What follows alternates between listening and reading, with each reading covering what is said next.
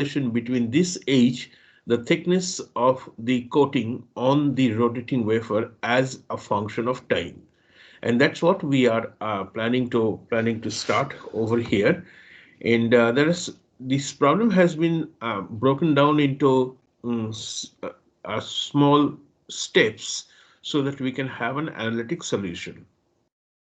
The first one tells us about that we need to start with the equation of continuity and the equation of momentum, and based on our understanding we have to see that whether those two equations reduce to the two equations which are provided here, reduced form of equation of continuity and equation of motion. So that was the problem. So we'll start with the assumptions which are provided and which we can understand as well. Of course, V theta is a constant. All the body forces can be taken to be equal to zero. Since it's rotating at a very high speed, and even if it's not horizontal, even then we could say that the effect of body forces on such a small system will definitely be zero. Constant properties, and there is angular symmetry, so del theta would be equal to zero. It can reach some sort of a quasi steady state process, so we would be able to write this as well. And then we have this the statement of the problem says that there is no pressure gradient in any one of these directions. So if we go back to this, it says that since the film is thin, there is no real pressure gradients or fluid accelerations and body forces to speak of. So all these can together be set equal to zero, and this v theta, it's almost rotating like a rigid body. So v theta is not a function of z. That's another statement which has been made in the problem itself. So we'll start with the equation of continuity, and of course the first term is going to be equal to zero. So we could simply say that this would be equal to zero, and then we have, there is no dependence on the theta symmetry, so this term would also be equal to zero. So based on our understanding, then we could simply write that the form of this equation will reduce to this, where we have a vr which could be a function of r and a vz which definitely is a function of z. Now the fluid is essentially, as I mentioned, is moving as a rigid body. So Vr is a function of R and Z. However, when we talk about this Vr as a function of R and Z, we need to understand that what would be the dependence of Vr on R and what would be the dependence of Vr on Vz. So those are the considerations which we need to incorporate in here. I'll go back to this picture once again. Here you would see that this is really, as I mentioned in the description of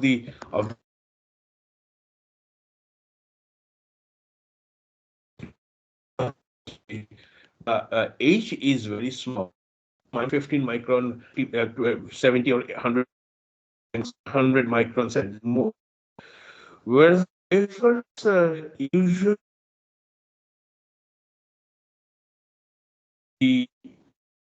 to the Z scale. So that is something which we have to keep in mind. So we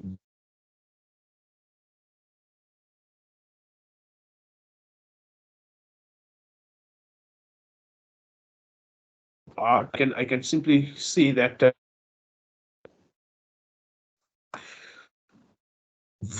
V, and we also understand both V and VZ. Any time in this, and you want me to repeat something, please let me know. V is said could be of thousands of RPM. So V theta is really large. R is the amount of fluid which passes radial, which moves centrifugal action.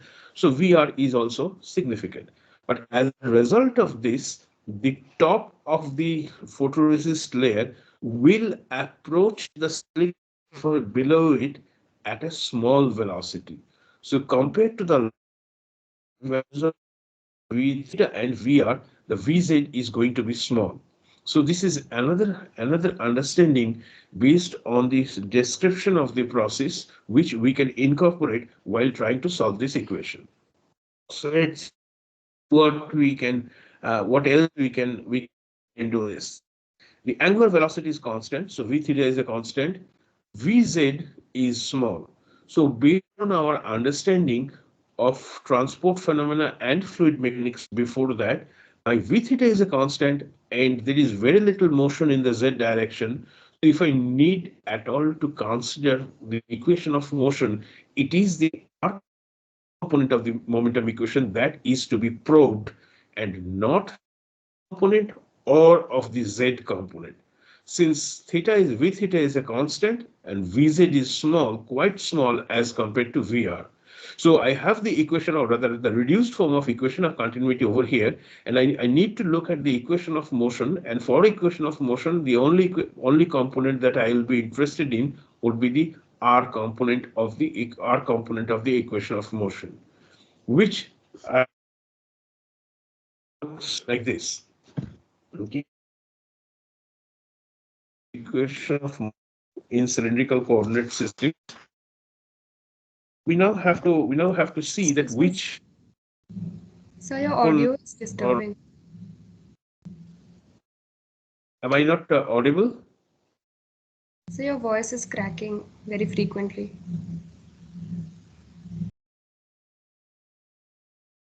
Okay,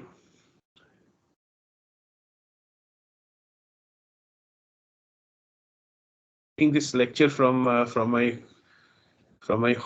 home in the campus itself, and probably there are some with with the with a network. Whenever this happens, please let me know, and I will repeat it once again. Am I clear now? I Yes, have sir. purposefully Yes. switched off the video feed in order to conserve the bandwidth, but even then it may happen. So if it does happen, please let me know. Thank you for and I will try to explain it once again.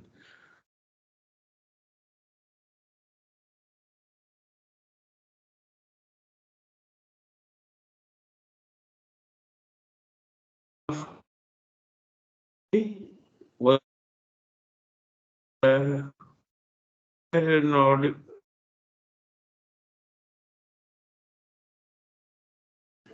So your voice is breaking very much. Yes, sir.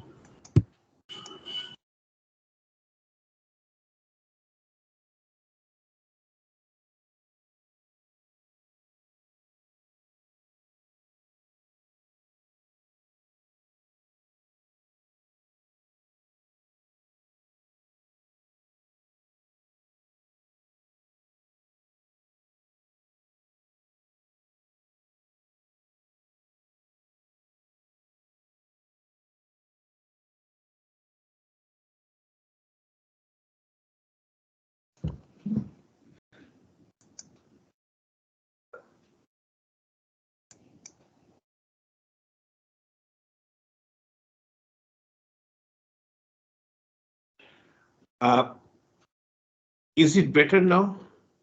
Can you hear me? Yes, sir. Yes, sir, it's better. Okay.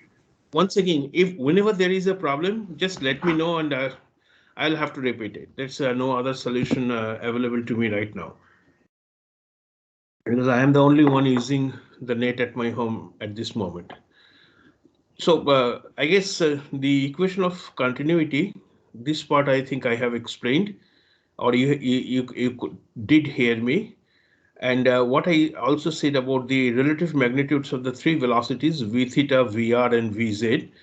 And the v theta, of course, it's at a very high rotational speed, and vr is the leakage rate of the liquid as it moves towards the periphery, as a result of which Vz is going to vary slowly as compared to that of Vr and V theta. So this expression, that this relation V theta, Vr, both are higher than, quite large as compared to Vz, can also be used.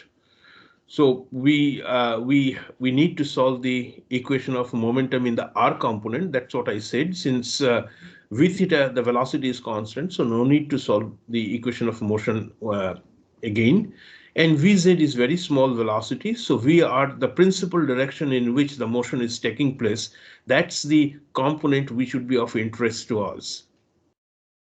So I wrote the equation of motion in the r component, and then I would like to see which one will remain in there, and where the terms that I can neglect.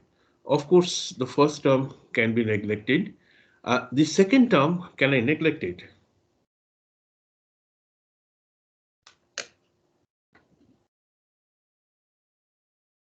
Once again, No, I cannot neglect that because VR is quite large, as I have already discussed. So even though VR is large, so I do not have at this moment any way to neglect VR, any strong logic to neglect VR. So I'll have to keep that in the term. The third term on the left hand side, of course, there is angular symmetry, and since there is angular symmetry, even though v theta is not zero, but the VR doesn't change with theta, and therefore I need to keep that in the governing equation. And this v theta square by r, the last term, v theta is large. Therefore, there is no way I can neglect the term. And this term will also remain in the governing equation. But how about Vz del V or del Z? Remember what I said about the magnitude of Vz and the variation of Vr with respect to Z. So do you have any comment on the possible neglect? Can I neglect this term, or do I need to keep that term?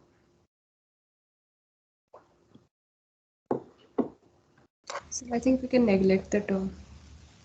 Okay, and you are influenced by which fact? So that Vz is a very small value. Is it is very small. Okay, so that's one consideration. But this term has two parts, Vz, which is small, but how about del V or del Z? If you look back into this figure once again, what you see here is that this is the direction in which the direction of VR is in this direction. That's the direction of velocity VR, R component of the velocity. And the term that we were considering, the second part of the term considers del VR, del Z, where del Z is essentially the thickness in this direction.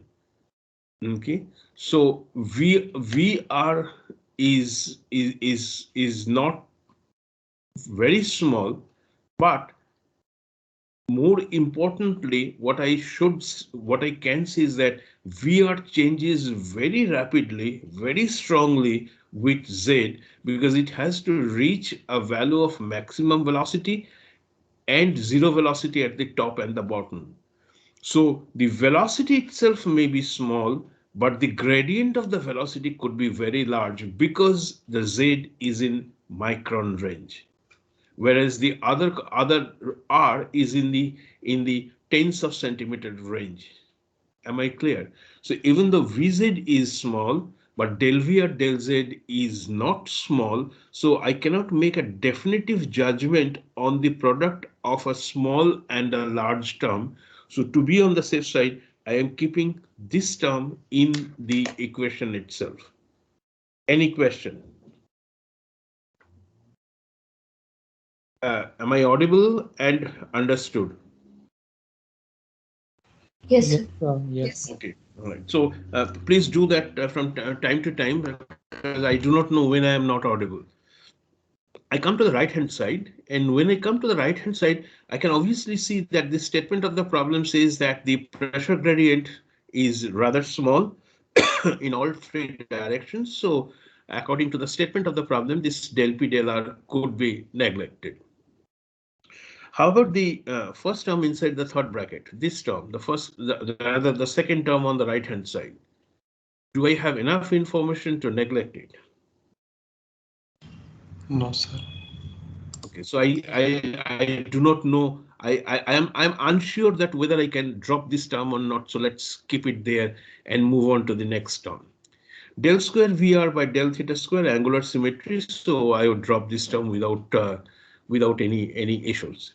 How about this next term del square VR by del z square? Can't neglect because I cannot because this z is small. So del z of del v or del z, that itself could be large. So I need to keep this term in my governing equation. It's all because of the physics or the statement of the problem which says that the thickness of the photoresist film itself is small, order of microns in comparison to the other dimension r, which is of the order of few centimeters. The last term on the right hand side, the last term inside the bracket, the next term. Can we drop this term? Yes. yes, sir. And reason for that is angular symmetry, right? Nothing changes with theta. So because of angular symmetry, I drop this term. Theta v theta doesn't depend on theta, so I drop this term. And the statement of the problem says that the body force term is essentially can be neglected in comparison to the other forces which are present in this. So if I neglect all these obvious terms and I have explained the reason for each of them, so what I have then this as my governing equation. Three terms on the left hand side and 2 on the right hand side. So let's start with this form of the reduced form of the equation of motion. And now we would like to apply some more understanding to see if this can be reduced further. Okay. This between the first, I'm discussing only the concentrating on the left hand side right now. Between the first term on the left hand side and the second term on the right hand side, is there any obvious simplification which you can suggest?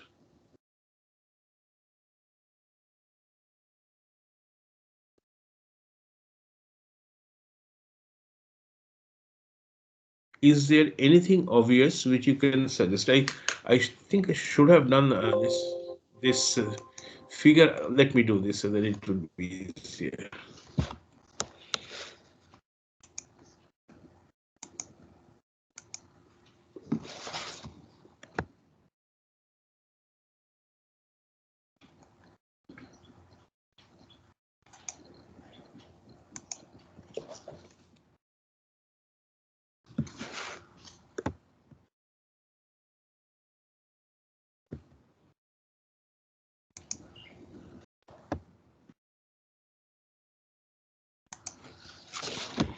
Okay. Once again, so this is the figure that we have, uh, and I'm trying to figure out whether any further simplification to the left hand side can be made looking at the system over here. So one deals with VR. This one is also VR. This is the rate of change of VR with respect to R and so on. This essentially tells us or describes the rate of change of VR with Z. So if you think and if you can arrive at some conclusion, which obvious conclusion can be made from this discussion?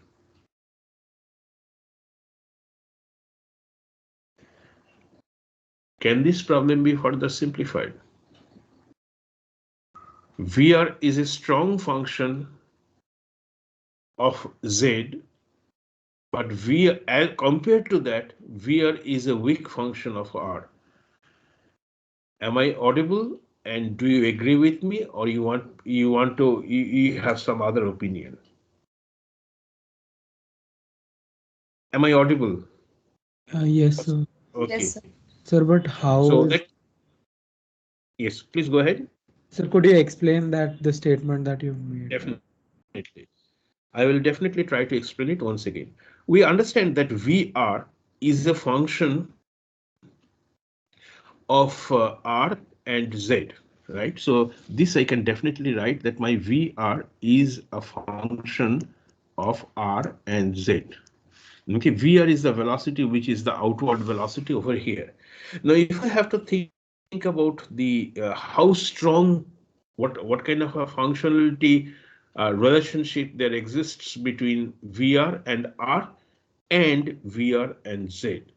Since the thickness is very small, thickness of the coating is very small, so the gradient of VR with respect to Z would be large as compared to the gradient of VR with respect to R. Because if you do an order of magnitude, del VR by del R can be approximated by the order of VR divided by the order of R. Okay, so the del R of VR by R, this is important, can be approximated as the order of VR divided by the order of R, which is the radius. So that's the roughly the order that you get. Whereas if you do that same with del VR by del Z, so del VR by del Z is simply going to be again approximated as VR divided, sorry, dz, VR divided by Z. So if we think just about the order, which one is larger?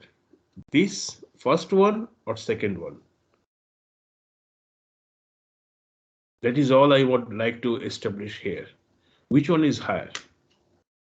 Order of VR by Z. VR by Z. R by Z. So that it is very obvious that the thickness, the very small thickness of the coating, essentially tells me that the variation of VR with R is going to be small in comparison to the variation of VR with Z, and therefore the first term on the left hand side can be neglected in comparison to the second term. So one more approximation that can be added based on the order of magnitude analysis and our understanding, we can add one more simplification to this. Let's come to the right hand side right now. Okay, so which term or terms you think would dominate to the right hand side of term 1, 2, and 3? There is Dou this, VR, dou VR by dou Z into VZ. the third term. Yes, as a third term. Yes. You think the third term is going to be large or it's going to be small? It will be large. It will be large considering DZ is. I mean Z Okay. is. So you're probably saying that this is going to be large because this is large, right? Yes, sir. Or how about this part? VZ itself is small. So you have a product of a large, which I agree, del V or del Z, with another one which is smaller VZ. So small multiplied by large, I have a term. How about VR del VR del R? Can we make some such general statement without getting into specifics that which one is going to be large, which part is going to be large and which part is going to be small? VR and del VR del R. Which one is going to be large? Which one is going to be smaller? So VR.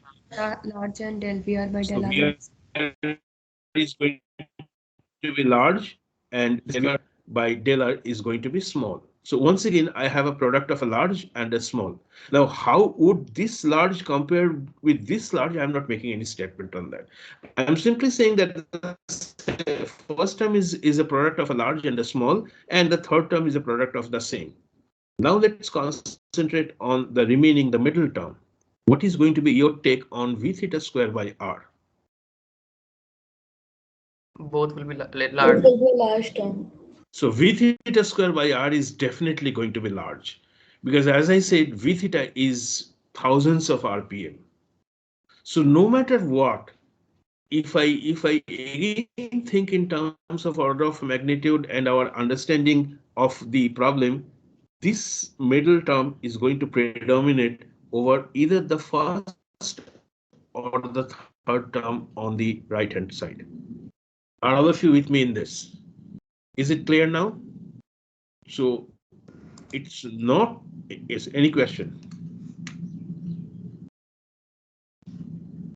Any question?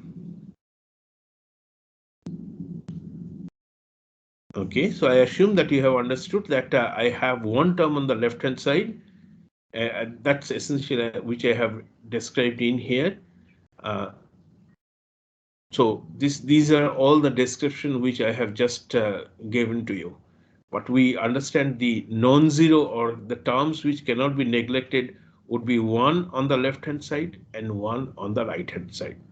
Therefore, the R component of equation of motion, after imposing our understanding on it, would simply refer to as mu times d square dz square Vr plus rho v theta square by R equal to 0. This term and this term, and no need to use the partial sign partial sign right now. So this is an equation which I can solve. My v theta is a constant. Okay. So the boundary conditions that we have, this is once again slightly important. At z equals 0, that means at the bottom plate. At the bottom plate, the no slip condition dictates that Vr and V theta both are going to be 0. And again, anytime any question, stop me. At z equals h, z equals h is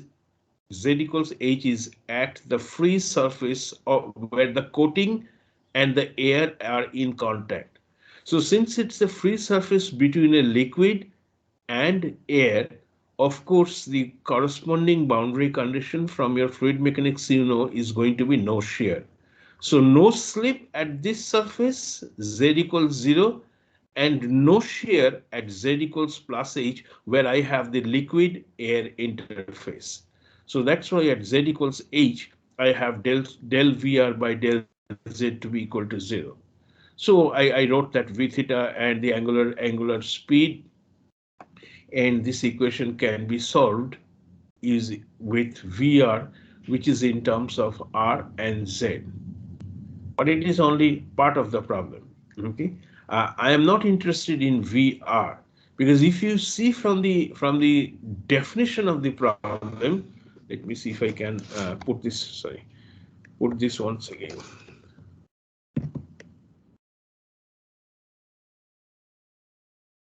Let me go.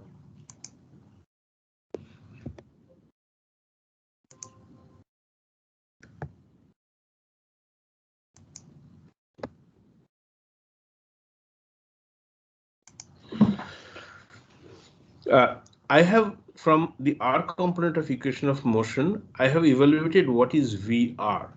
But it is not VR that we are interested in. We would like to find a relation between H and the system parameters. So how do I do that? I have one more equation with me, which is the equation of continuity. And the equation of continuity that we have seen before has simply reduced in this specific form. So what needs to be done then is this form of VR which we have obtained is to be substituted in here, and then this equation can be integrated. And this integration gives you this Vz, the one that we would like to find out as a function of several parameters that you see over here. The boundary condition that we have used in order to solve is that Vz is 0 at z equals 0. So at z equals 0 at this point, the Vz due to no slip condition will have to be equal to 0. So this specific problem is an example where you need to use both equation of continuity and the equation of motion.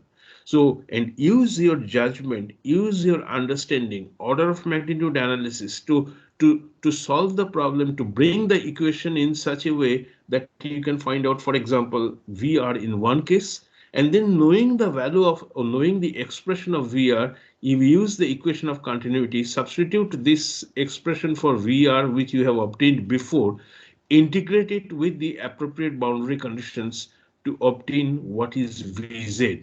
That means what is the velocity with which this is approaching the solid wafer. So essentially it gives you an idea of how fast this layer is moving towards the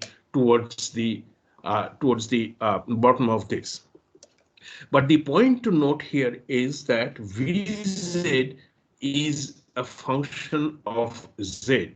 So of course the value, as the value of Z changes, when the film becomes more thinner, the velocity is going to be different.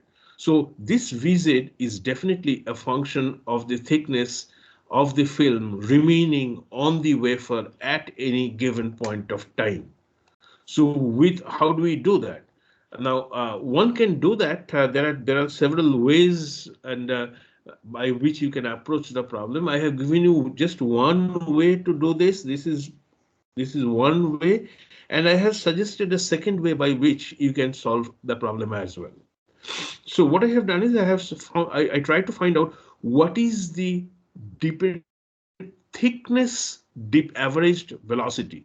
I have seen in my previous slide that my velocity is a function of the thickness that is remaining on the wafer. So in order to find what would be the thickness average velocity, what I have done is I have simply integrated and divided it by 1 by h, 0 to h, vz dz. And for vz dz, I put in the expression of vz which I have obtained over here into this and equate that to dHdt. dHdt simply denotes the time variation of thickness of the photoresist remaining on the rotating wafer. One way, as I mentioned, this is one way of doing this. It's not a foolproof way. There are several holes into this kind of this assumption, but at least it would give you some workable formula to begin with. So whenever you do this kind of analysis, try to imagine what are the assumptions that you have made, and this is definitely some sort of a convenience, a definition of convenience which I have put in here so as to obtain an thickness average velocity and equate that with dHdt, and then once you do that, then you would be able to obtain what is the thickness at any given point of time t as a function of omega, the rotational speed. This is mu by rho, the kinematic viscosity, and this is the starting thickness of the process. So with this approach, you have an engineering relation. I am not saying that it is scientifically 100% accurate, but sufficiently accurate for any engineering calculation of the variation of age with respect to the system parameters. Some of you, while I was discussing this problem with a few years back, maybe someone said that this could also, and I agree with the student, is that I can also solve the same thing by assuming Vz at z equals h to be equal to dHdt. So and then solve this equation to obtain h. That is definitely also an acceptable way of solving the problem, and I leave it to you to find out, to figure out how would this h, the expression for this h and the expression for this h compare with each other, and what kind of a deviation you'd get by assuming what exactly you take to be the downward velocity of the photoresist layer. Okay, so that is the way to do that is try to see how good this fits with the experimental data, because you can always measure experimentally by running or by rotating the disk for a finite amount of time and finding out what is the thickness of the photoresist and so on. So you have multiple readings of H versus T, and you try to see which one fits the relation best and therefore choose that relation. So for most of these processes, a chart or a relation of H versus T is available, and but the genesis of that chart or the relation is what we have discussed in this specific problem based on approximations and order of magnitude analysis for the equation of motion and continuity. Do you have any question? I have highlighted the weak points of the analysis, but do you have any fundamental questions? I suggest that you look at the solution and then you probably will come up with some more queries, and then I will try to clarify that. But if you do not have, then let me move on to the next problem, and I would probably complete the discussion on momentum transfer by the next class. But there is one problem which is very interesting, and that this I would like to do as the last problem of today's class. Uh, am I audible, and is there any question?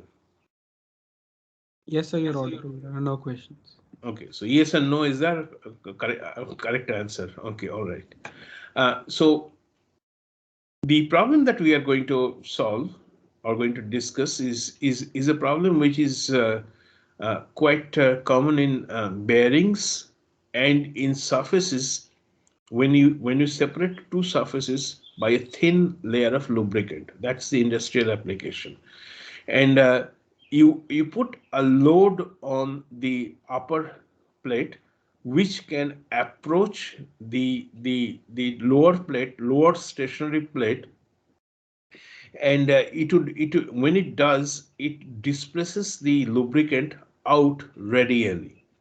Now, how much load this kind of a system can support would depend on what is the pressure that you have on the outside, what is the pressure that you have created or maintained in here, the properties of the liquid, the system size, and what is the velocity that finally has resulted in this. Because no matter what you do, since there is an opening, there could be some leakage all the time. So this velocity u, the approach velocity u, is important. So let's read this. Two parallel circular discs lie one above the other, and the distance, as I have said, is small. So once again, we understand what is the implication of that is that dz is going to be small. So all terms in the momentum equation which contains del z, they are going to be large since my gap is small. The upper disk approaches the lower with U, and the imposed pressure at R is P naught. That's the pressure what you have created by some external means at R equals R, and PR is not a function of Z, which is understandable because Z is small, so PR is definitely not going to be a function of Z. But PR is a function of R. PR has to be a function of R. There is theta symmetry, so no question of bringing in theta into this. So PR is not a function of Z, but it also implies that PR is definitely a function of R. So it says that I have to simplify the basic equations, and then we would try to see whether those equations can be used to evaluate an expression of the resistance to motion of the moving disk in terms of the separation between the two plates. So how much of resistance, how much of weight, what is the relation between the force that you apply at the top plate and the resistance that is created by the thin film of liquid or lubricant in between the two. And they take the origin to be at the center of the lower plate. So this is the origin, and I have the Z and the R in the specific case. Is the problem statement clear to all of you? Okay. So let's make some of the assumptions and special considerations, and there are quite a few. and I have grouped them into two each. The first is R is very large compared to H. That is obvious. The gap is very small. The leakage rate is small, and which obviously has to be. If you have a lubricant which flows rather easily, then in no time that lower plate and the bottom plate the bottom plate and the top plate are going to be in contact, and thereby defeating the entire purpose of lubrication in between the two. So the leakage rate has to be small. It can be sustained over a long time. Del P del Z is negligible. As I said, Z is small, so P doesn't vary with Z. VZ is very small compared to VR. So the leakage rate, even though it is small, it is quite large as compared to the rate at which the top plate is approaching the bottom plate. So VZ is small compared to VR. The fifth one is del VZ del Z may not be small, as Z is very small. This I have explained already to you. And since this may not be small, obviously the second derivative can be appreciable. It can be quite large. So that's another consideration which we have to keep in mind while solving this problem. VR is not small as compared to VZ. So it's essentially the same as 4. It's written in just in a different way. So 4 and 7 are identical. Del V or del R is small because R is large. As in our previous problem, R could be in of the order of centimeters, where Z could be of the order of microns or maybe a couple of millimeters. So of course, del V or del R is going to be small as compared to del V or del Z.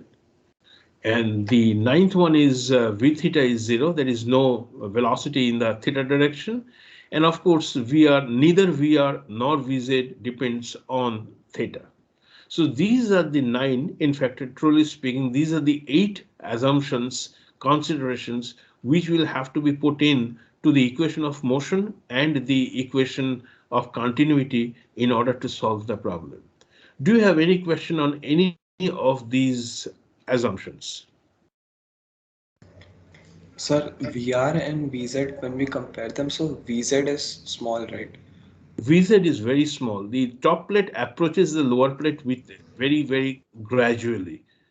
Whereas as it does, the anything that is since it's an incompressible fluid, the lubricant has to move away in the art direction in order to make room for the top plate to approach the bottom plate. So VR is large comparatively with you. A small velocity in the downward direction can displace a large amount of fluid which is going out through a small gap. So therefore the velocity could be large. Yes, sir. Thank you. All right. So if there are no further questions, then let's see how this this problem can be attended. Equation of continuity, and we understand that the equation of continuity will simply give me that these two are going to be 0. So what we have on, this is what you are going to have in this specific, starting with the equation of continuity. And you can also think about the relative magnitudes of 1 and 2 with respect to 3, but I will come to that later on. But I guess you have no questions about the equation of continuity. It's simply the expansion of this into the first two terms and so on. But about the relative magnitudes, I will discuss it later. The equation of motion in the R component, because it is the R component in which I have most of the action taking place. So the first term is 0. And can you tell me something about the second? Let's first get rid of the obvious terms. No theta dependence. Okay, so this part is going to be 0. Unlike the previous problem, we do not have any v theta, so this part is going to be 0. No theta dependence. So again this term will be 0, and again, no question of a v theta. This is 0. The body force is unimportant. The pressure is important. The pressure gradient is important. So all these terms must be there in the equation. Now let's compare between between the second term over here and the fourth term over here. I will go just concentrate on the second term and the fourth term on the left hand side. I'll go back to the set of assumptions which I have made over here.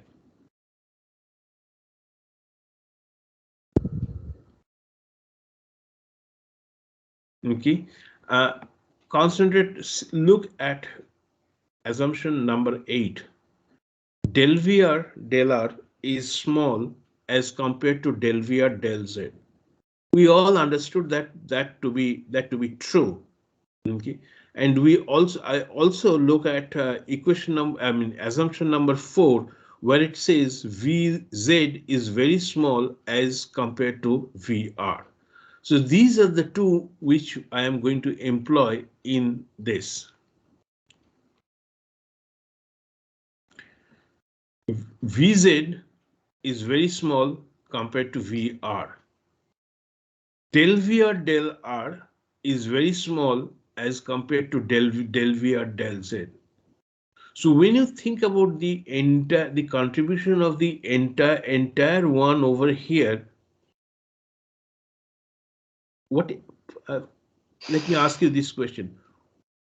What kind of a contribution? What's the name of this contribution?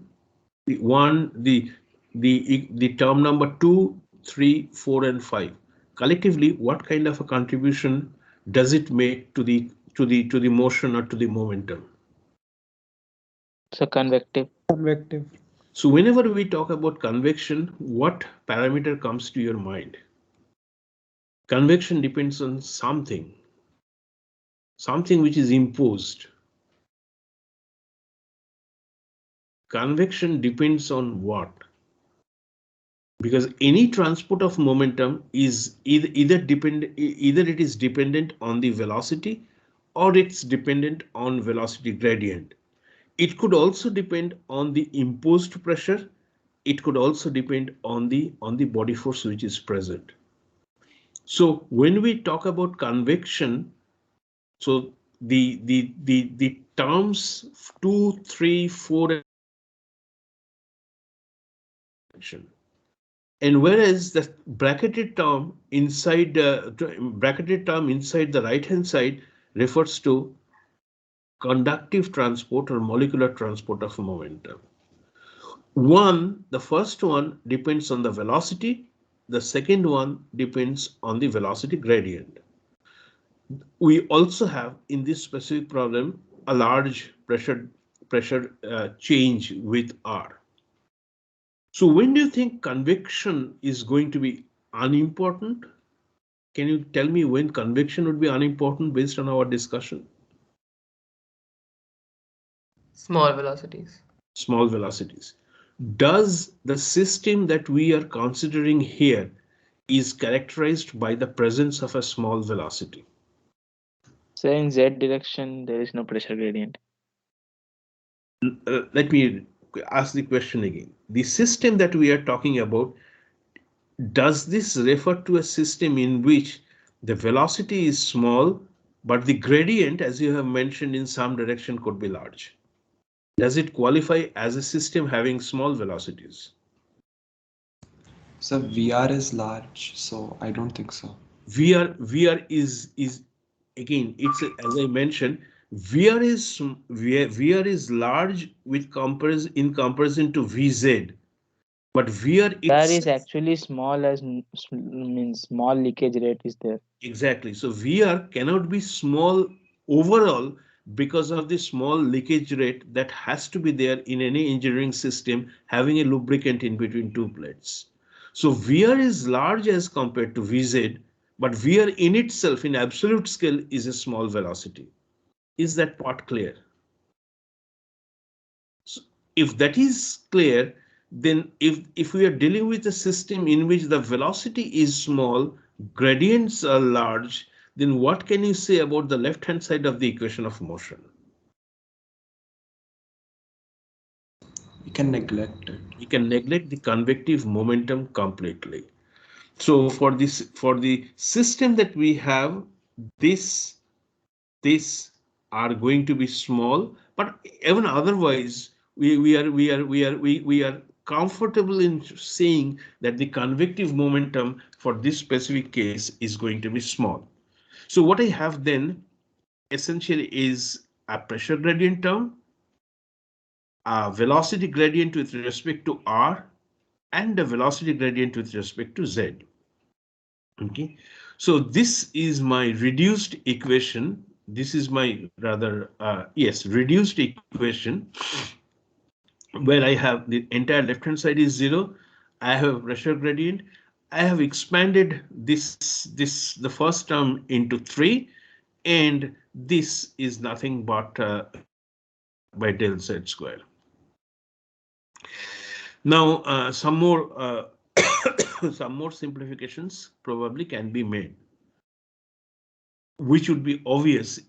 Since you have followed me for the past 50 minutes, you should be able to tell me what am I going to do with the first term inside the third bracket, second term, third term, and fourth term. The first term can be neglected like 0. Okay, the first term can be approximated to be insignificant. So same with the VR by R square Same with the VR by R square. and dou square VR by dou R square. You mean the Yes, sir. this is what you are suggesting, right? Yes, sir. Do uh, all of you agree with him that the velocity VR is large as compared to VZ, but the variation of velocity with respect to R is going to be very small in comparison to the variation of the velocity with respect to Z, because of the small thickness of the film, lubricant film, which is enclosed in between the two plates, one stationary, the other is moving. Okay, so this again, stop me wherever you think you need further explanation. But this simple observation and understanding gives me a very straightforward equation.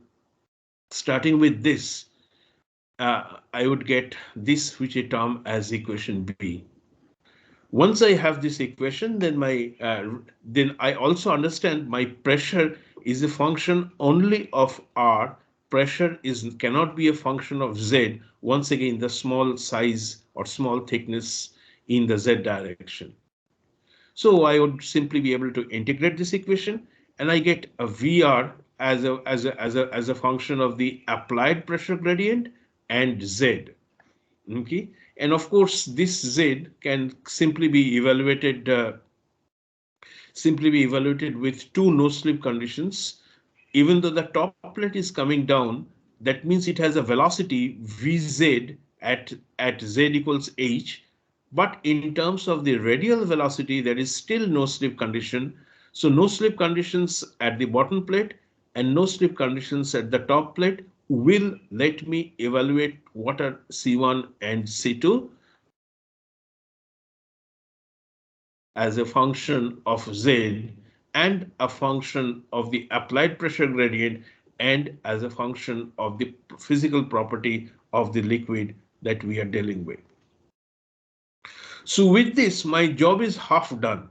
I have obtained a relationship, I have obtained an expression for the radial component of the velocity, but I am yet to obtain a function for the z component of the velocity. And this del p del r is something that I would like to find out, because this pressure gradient essentially will give me what is the force exerted by the entire system. That means what is the weight that the top plate can support. So my aim is to obtain del p del r, or rather p as a function of r. So I take the help of equation of continuity and I plug in this over here, put C into here, and then we integrate this. And what are the integration? Now I am trying to find out Vz. So what are the boundary conditions in Vz? One is a no slip condition at z equals 0, And the second is again a no slip condition. And here I distinguish that Vr is 0, but Vz is equal to minus u, because the top plate is approaching the bottom plate with a velocity in the minus z direction. Questions? So I solve equation of motion, bring in equation of continuity, put the expression of Vr in there, integrate this equation with the two boundary conditions. They are again no slip with a constant negative velocity. And what I have then is capital U as in this form. Okay, this you can do on your own, so I'll skip this part. Simply an integration to obtain Vz with the boundary condition Vz to be equal to minus u, and that's how minus u comes in over here. And here you see that u is a function, complex function of this. But the important one that I would like you to appreciate is that now I have a relation where u is a constant, everything h is a constant. I have a differential equation which would give me a relation between P and R, the variation of P with R. And we also know that P does not depend on Z. So that's why I am using this dP/dr and not del P del R. So equation of continuity enables me to obtain a function, a governing equation, differential equation for pressure with respect to R. That is what we are slowly approaching towards what we want to achieve in this. So starting with this, I simply integrate this and I obtain this expression for dPdr. And of course, if you divide both sides by r square, then you have a C1 by r over here. And pressure cannot be infinite. We have used this condition before. Pressure cannot be infinite at r equals 0. So the only way that we can handle that r cannot be 0 is if I set C1 to be equal to 0. So as dPdr is finite at r equals 0, so C1 has to 0. And our condition stated in the problem says that P is a known pressure P0. Sorry, this should be capital R. This small r should be capital R, which is there in the anyway. We can correct it later on. So with this, I get the expression for P as a function of small r. So P naught is the pressure which you have imposed in the system. U is the velocity, mu is the property, H is the separation, and this would give you the pressure, or rather P minus P naught as this. And once I have the pressure variation inside the thin gap in between the two plates, the force is rather simple. The force is simply twice pi r dr pressure difference. Put in the expression for pressure in here, integrate, and what you obtain is this is the force which is exerted. This is the force which is exerted by the resistance to motion because of the movement of the top plate towards a bottom plate situated by a small distance apart with a lubricant film in between. You need to do the steps on your own, because right now on a slide it looks quite simple and easy, but you still have to do this to make sure that you get the required practice. But do you have any fundamental question? Yes, so just a small clarification. In the Yes. beginning, in our assumptions, we assume that del VR by del Z is of the order of VR by Z. So, Let me go back to that place at the beginning yes, sir, here. in the assumptions. Yes, sir. In Right. the del VR by del R and del VR by del Z, we are assuming of the order of VR by Z and VR by R, right? So, do we need It's more an information? approximation. You are talking about the number 8, right? Yes, sir. Number 8 and number Yes, yes, sir. number So 8. So yes, what sir. I So mentioned, please go ahead, complete your question. Yes, sorry. yes, sir. So do we need more information to make that to assume that, or can we say that for most cases, other cases also? For this type of cases where we have a lubricating system where there is a small gap in between two plates, it could be like two plates could be stationary, one plate could be rotating as we have done in the previous problem. In all such cases, the gap in between the two solid plates are generally very small, whereas R is substantial. As I said, R could be in terms of centimeters or whatever, whereas Z is of the order of maximum millimeters, millimetric gap in between two plates, moving or stationary. That is what the lubrication system is all about. Any lubricating system which you would encounter in engineering, the gap is always very small in comparison to the length scale. Okay, so So, but did I? what if there is not much change with respect to Z? What if our VR was not changing with respect to Z? Then in that case, del VR by del Z would still be quite small, even though Right. Z is Okay, small. right. Your question is that I'll rephrase the question. What if VR is not a function of Z? What kind of a can I make this assumption? But I think more important is when can we have a system in which VR is not a function of Z? Now you would know, you would recall that in most of the cases, for the case of laminar flow, the velocity profile in between two plates in presence of a pressure gradient, which is this case, it's going to be parabolic in nature. So VR definitely varies with Z, and the VR is going to vary strongly with Z since the gradient is very large. So you have some velocity at the center line and zero velocity at the top plate and at the bottom plate. So if we take the, let's say the distance to be about 100 microns, so in 50 micron, the velocity changes from maybe millimeter per second to zero. So if you divide millimeter per second divided by the half of the gap, it itself is very large. So the velocity could be small, but the gradient could be large. And when you say that the velocity is not going to be a function of Z, that can happen only in a situation which is ideally called plug flow, where the velocity has a flat profile, not a parabolic profile. And you know that flat profile can only be approached. Approached is the key term, approached for the case of highly turbulent flow, where there is no parabola and the profile approaches that of a flat line in between.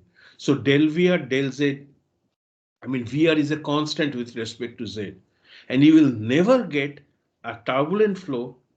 Forget about highly turbulent flow in a lubrication system. It is always going to be laminar. It has to be laminar, otherwise the leakage rate is going to be very large. Yes, sir. Understood. Okay. Any other question? So could you please explain why the term VR by R square was neglected during further simplification? I guess We, in the last to last slide, second last slide. where was it? In the next, I Next. guess. Yeah, previous one. Right. Yes, this one I think you are talking about. Yes. Okay. VR centimeter per second, R centimeter. Okay. So Yes, sir. that's what it is. Whereas Mhm. this is centimeter per second, but the Z here is 100 micron. So you can clearly see the order of magnitude of VR by R square is VR by R square, whereas del VR, the order of magnitude of this is going to be VR by delta Z square. Okay, the order of magnitude of this is VR by millimeter square, centimeter square. Whereas this is going to be the order of millimeter per second, same as over here, but instead of centimeter per square, this is going to be 100 micron square. So this term is going to be very, very large as compared to VR by R square. Am I clear now? Yes, yes. Thank you. So that's how I could drop this term and all the other terms which has r or r square in the denominator, or del r square in the denominator, compared to del z square, any term containing that, because the numerator is more or less fixed in all cases. It's all VR. In some cases I have r square and del r of del r. So the order is simply going to be r square once again, but this is going to be z square. Any other question? Okay, so this I think I have taken more time than the class, but it gives you a very comprehensive idea about how we can use your imagination and understanding in order to obtain something very specific, very concrete. So I would discuss two problems in the next class, in the first part of the next class, but not solve them completely, and leave that to you, and then start the discussion on boundary layers. So thank you once again. We'll have our class on Friday. Bye for now.